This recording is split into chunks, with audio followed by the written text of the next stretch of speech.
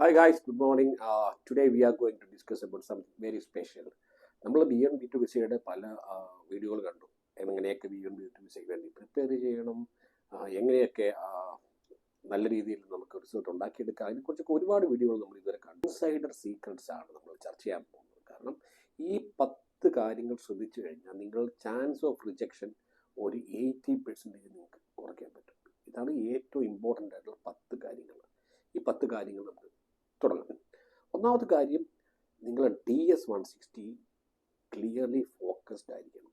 അത് നമുക്കറിയാവുന്ന കാര്യമാണ്. പക്ഷേ അതിനകത്ത് നമുക്ക് have you made specific travel plans എന്നൊരു സെക്ഷൻ ഉണ്ട്. അതിൽ നിങ്ങളുടെ ട്രാവൽ കൃത്യമായിട്ട് നിങ്ങൾ പ്ലാൻ ചെയ്തിരിക്കണം.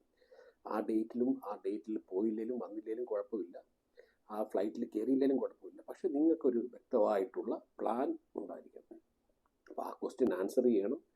Departure flight, arrival flight, date of travelling, date of departure, places planning to visit, ഇതെല്ലാം കൃത്യമായിട്ട് ആൻസർ ഉണ്ടാവണം. ഇത് തന്നെ നിങ്ങളുടെ ഇൻ്റർവ്യൂവിൽ നിങ്ങളൊരു ഡോക്യുമെൻ്റായിട്ട് പ്രിപ്പയർ ചെയ്തുകൊണ്ട് പോവുകയും വേണം. So first and foremost itinerary clear ആയിരിക്കണം, ഫോക്കസ്ഡ് ആയിരിക്കണം.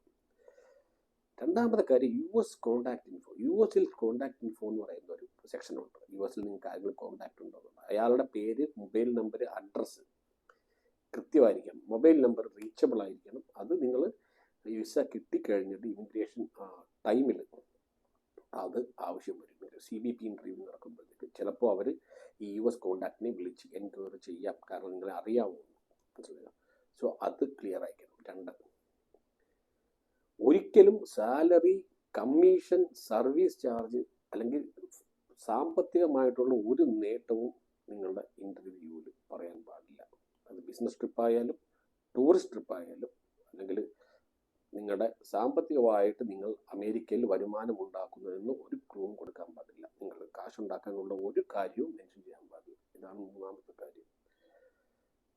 4ാമത്തെ കാര്യം, ഡ്രസ് കോഡ്. ഡ്രസ് കോഡ് എന്ന് പറയുമ്പോൾ നിങ്ങൾ വളരെ മൈൽഡായിട്ടുള്ള, ഓവർ ബ്രൈറ്റ് അല്ലാത്ത ന്യൂട്രൽ കളേഴ്സ് ചൂസ് ചെയ്യുക. മൈൽഡ് പേർപ്പിൾ അല്ലെങ്കിൽ പിങ്ക്, ഓവർ നമ്മുടെ ഷർട്ടോ അല്ലെങ്കിൽ ടോപ്പോ ഫ്രോക്കോ അങ്ങനെയുള്ള കാര്യങ്ങൾ. പിന്നെ അത്യാവശ്യം ഒരു ഡാർക്ക് കളറിലുള്ള trousers, 3/4 jeans, round neck t-shirt, ഒരുപാട് കളർ, വൈബ്രൻറ്റ് കളേഴ്സ് ഉള്ള dress code, dress. Over makeup ഒന്നും പാടില്ല. നൈസ് ഫ്രാഗ്രൻസ് ഉണ്ടാവും. ഒരു ചെറിയൊരു ഡിയോ അല്ലെങ്കിൽ ഒരു പെർഫ്യൂമൊക്കെ അടിച്ചിട്ട് ഒരു നോർമൽ ലെവലിൽ പോവുക. ഓവർ മേക്കപ്പ് വേണ്ട. സ്യൂട്ട് കോട്ടൊക്കെ ഇട്ടിട്ട് വെറുതെ വഷളാക്കണ്ട. നോർമലായിട്ട് ഒരു cotton pant and T shirt, not round neck. Regular tee will be okay. It should be light colour, pink or purple. പെൺകുട്ടികൾക്കാണെങ്കിലും ഇതേപോലെ മൈൽഡ് കളേഴ്സിലുള്ള ടോപ്പ് അല്ലെങ്കിൽ ഫ്രോക്ക്, പാവാട അല്ലെങ്കിൽ ട്രൗസേഴ്സ് ഉപയോഗിക്കാം. 5ാമത്തെ കാര്യം, never go to an Indian counter. ഇത് പറയുന്നത് ഇതൊരു ഇന്ത്യക്കാരോടുള്ള ഒരു വെറുപ്പോ അങ്ങനെയൊന്നും ചിന്തിക്കരുത്. പക്ഷേ പലരുടെ എക്സ്പീരിയൻസിൽ നമ്മൾ ഇന്ത്യൻ ഇൻ്റർവ്യൂവർ ആണ് നമ്മൾ ഇരിക്കുന്നതെങ്കിൽ നമ്മൾ പോയി കഴിഞ്ഞാൽ കിട്ടാനുള്ള ചാൻസ് വളരെ കുറവാണെന്ന് പറഞ്ഞിട്ടുണ്ട്. സോ നിങ്ങൾക്ക് നിങ്ങളുടെ ഈ ലൈൻ ഇങ്ങനെ വിസ ഇൻ്റർവ്യൂവിന് പോകുമ്പോൾ ഇങ്ങനെ ക്യൂ ഇങ്ങനെ മുമ്പോട്ട് പോയിക്കൊണ്ടേയിരിക്കും. അപ്പോൾ നിങ്ങൾക്ക് ഇഷ്ടമുള്ള കൗണ്ടറിലേക്ക് പോകാനുള്ള ചാൻസ് ഉണ്ട്. സോ അങ്ങനെ ഒരു ചാൻസ് കിട്ടിക്കഴിഞ്ഞാൽ better you approach Americans. Better you go to the American counters where Americans are giving the interview. So അമേരിക്കക്കാർ ഇൻ്റർവ്യൂ കൊടുക്കുന്ന കൗണ്ടറിലേക്ക് പോകാൻ ശ്രമിക്കുക മാക്സിമം.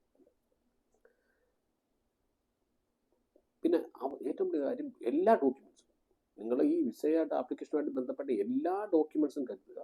എല്ലാ ഡോക്യുമെൻറ്റ്സും കൊണ്ടുപോകുക. ആവശ്യമില്ലെങ്കിൽ പോലും ഏതാണ് എപ്പോഴാണ് ആവശ്യം വരാമെന്ന് പറയാൻ പറ്റില്ല. കാരണം നമ്മുടെ പ്രോപ്പർട്ടി, മാരേജ്, ചൈൽഡിൻ്റെ, നമ്മുടെ സാലറി സർട്ടിഫിക്കറ്റ്, എല്ലാ സാധനവും അവർ ചോദിച്ചു കഴിഞ്ഞാൽ നമുക്കിപ്പോൾ പ്രസൻറ്റ് ചെയ്യാൻ പറ്റണം. അടുത്തത്, ഒരിക്കലും ഫ്ലൈറ്റ് ടിക്കറ്റും റൂം റിസർവേഷനും ചെയ്യരുത്. വിസ ഇൻ്റർവ്യൂ വരെ ഇത് ചെയ്യരുത്. കാരണം അത് ചെയ്തു കഴിഞ്ഞാൽ ഒരു ഓവർ കോൺഫിഡൻ്റ് ആണെന്നുള്ളൊരു ഇമ്പ്രഷൻ വരും. അതുകൊണ്ട് വിസ ഇൻ്റർവ്യൂവിന് പോകുമ്പോൾ ഒരിക്കലും റിട്ടേൺ ഫ്ലൈറ്റ് ടിക്കറ്റോ അങ്ങോട്ട് പോകുന്ന ഫ്ലൈറ്റ് ടിക്കറ്റോ അല്ലെങ്കിൽ റൂം റിസർവേഷനോ ചെയ്യരുത്. അവർ ചോദിച്ചു കഴിഞ്ഞാൽ I haven't made any reservations, I am waiting for the outcome of the interview. Once the result is announced, once the visa is approved, I will start making reservations എന്ന് പറഞ്ഞാൽ മതി. Reservation visa കിട്ടിയാൽ മാത്രമേ ഞാൻ reservation ചെയ്യുന്നുള്ളൂ. Visa കിട്ടിക്കഴിഞ്ഞിട്ട് ഞാൻ എൻ്റെ reservation ചെയ്യും. പിന്നെ DS-160 ഏറ്റവും അവസാനം ഒരു ചോദ്യം, DS-160 ഫയൽ ചെയ്യാൻ നിങ്ങൾക്ക് ആരുടെയെങ്കിലും അസിസ്റ്റൻസ് ഉണ്ടായിരുന്നു?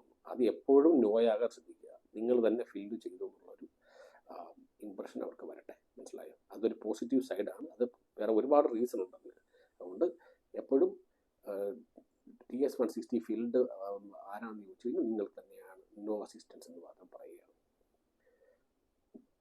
പിന്നെ സ്പോൺസർഷിപ്പ് ലെറ്റർ, ഇൻവിറ്റേഷൻ എന്നൊക്കെ പറയുമ്പോൾ ഡബിൾ എഡ്ജ്ഡ് സോഡ് കേൾക്കാറുണ്ട്. കാരണം സ്പോൺസർഷിപ്പ് ഉണ്ടെന്ന് നിങ്ങൾ പറഞ്ഞു കഴിഞ്ഞാൽ നിങ്ങൾക്ക് അതിന് കൃത്യമായിട്ടുള്ള തെളിവുകൾ കാണിക്കാൻ പറ്റണം.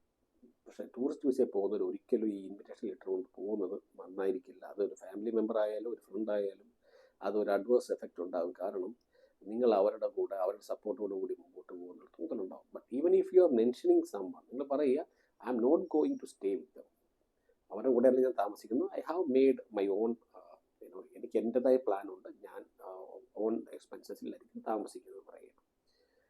അപ്പോൾ ഒരിക്കലും ഇൻവിറ്റേഷൻ അല്ലെങ്കിൽ ഈ പറഞ്ഞ പോലെ സ്പോൺസർഷിപ്പ് അത്യാവശ്യമുള്ള ഘട്ടങ്ങളിൽ മാത്രം ബിസിനസ് ട്രിപ്പുകളിലൊക്കെ വേണമെങ്കിൽ ഉപയോഗിക്കുക. അല്ലാത്ത പക്ഷം ടൂറിസ്റ്റുകളൊന്നും മാക്സിമം അതൊന്നും ഉപയോഗിക്കാതിരിക്കുക. പിന്നെ ടൈമിങ്, ആപ്ലിക്കേഷൻ ടൈമിംഗ് ആണ്. അതായത് നോൺ പീക്ക് സീസണിൽ അപ്ലൈ ചെയ്ത് കഴിഞ്ഞാൽ, അതായത് ഇപ്പം നിങ്ങൾ വെക്കേഷൻ പോകുമ്പോഴത്തേക്ക് ഡിസംബറിലെ വെക്കേഷൻ നിങ്ങളൊരു എന്താ പറയുക, നോൺ പീക്ക് സീസൺ പറയുമ്പോഴത്തേക്ക് ഒരു മാർച്ച്, ഏപ്രിൽ മെയ് സമയത്തൊക്കെ നിങ്ങൾ അപ്ലൈ ചെയ്തെന്ന് വെച്ചു. അപ്പോഴത്തേക്ക് ഇൻ്റർവ്യൂ വലിയ സ്ട്രിക്റ്റ് ആയിരിക്കത്തില്ല, വളരെ ക്യാഷ്വലായിട്ട് ഇൻ്റർവ്യൂ ആയിരിക്കും. പക്ഷേ പീക്ക് സീസൺ നിങ്ങൾ ഇൻ്റർവ്യൂവിന് പോയി കഴിഞ്ഞു, ഡിസംബറിലും നവംബറിലും ഒക്കെ ഇൻ്റർവ്യൂ പോകണമെങ്കിൽ interview will be very tight, വളരെ സ്ട്രിക്റ്റ് ആയിരിക്കും. സോ അങ്ങനെയുള്ള കാര്യങ്ങൾ പീക്ക് സീസൺ നോക്കി അപ്ലൈ ചെയ്തിരിക്കുക. നിങ്ങൾക്ക് പീക്ക് സീസണിലാണ് പോകണമെങ്കിൽ നോൺ പീക്ക് സീസണിൽ ഇൻ്റർവ്യൂ അറ്റൻഡ് ചെയ്ത് വിസ റെഡിയാക്കി വെക്കുക. സോ പ്ലാൻ ഇൻ അഡ്വാൻസ്, അതാണ് ഇതിൻ്റെ ഒരു ഇത്. സോ അപ്പോൾ ഈ 10 കാര്യങ്ങളാണ് നമ്മുടെ ഒരു വിസ അപ്രൂവൽ ഏറ്റവും കൂടുതൽ എളുപ്പത്തിലാക്കാനും ഡിനയലിൻ്റെ ചാൻസ് ഒരു 80% വരെ കുറയ്ക്കാൻ സഹായിക്കുന്ന 10 ഇൻസൈഡർ സീക്രട്ടാണ് നമ്മൾ പഠിച്ചത്. അപ്പം സപ്പോർട്ട് ചെയ്തതിന് വളരെ നന്ദി. വീഡിയോ എല്ലാവർക്കും ഷെയർ ചെയ്ത് കൊടുക്കുക, സേവ് ചെയ്യുക, സബ്സ്ക്രൈബ് ചെയ്യുക, സപ്പോർട്ട് ചെയ്യുക കേട്ടോ. അപ്പം all the very best guys. Thank you so much for watching. By.